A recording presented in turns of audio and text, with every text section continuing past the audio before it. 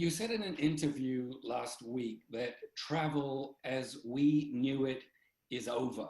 It's never coming back. Really? What do you mean by that exactly?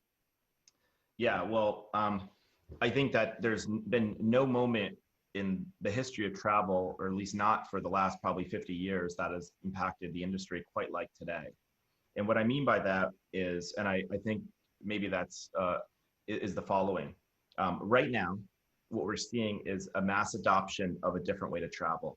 Right now, people are not comfortable, writ large, getting on airplanes, crossing borders, being in crowds and lines. And what's going to happen is what people are saying is they're comfortable getting in a car, traveling like as much as 200 miles, staying in small communities. And so what I think this is going to be is a new chapter for travel that's going to be a little more intimate, a little more local. And I think you're going to see travel getting more distributed to more communities. Because when you travel locally, by definition, you travel to more small communities. Now, it doesn't mean that the travel as we knew it, like all of it won't exist. Of course it will. It's just that once people experience some other types of experiences, small communities, you can never undo that. It's always going to now move towards a more intimate way. And this is something that, frankly, everyone in the industry can participate in. I think it's actually going to be, there's a silver lining here, though it's going to be painful. I do think out of this is going to be a new growth opportunity for travel.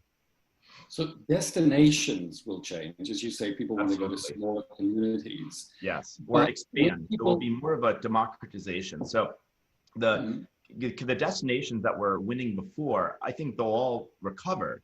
What's going to happen is people are going to just realize that you don't just have to go to like 20 cities, go to the tourist districts in those cities, get in lines and double-decker buses, stand in front of landmarks and selfies. That's not going away as much as that will be supplemented with an entirely new way of traveling to small communities. That is pretty clear. will people view home sharing differently? Yeah, I do think that you think of it's like this is all what's going to happen in the future. People are spending months in their home. They're saying they want to get out of their home. They want to go somewhere. They want to get on a plane. And so what's happening is because there's not as many hotels in small communities, and because hotels really don't want to operate without a reasonable occupancy, I think a lot of people, a new generation travelers, are going to discover staying in a home. And I think they'll find that as an appealing option for them. So I do think this is going to lead to a lot of people trying it. And I think that people are going to want for a while travel that's a little more intimate. And again, I think you will still see recovery of the old way of traveling, but I think even all of the traditional travel companies are going to continue to evolve to a more intimate way of traveling. And you're going to see them participate in more communities all over the world.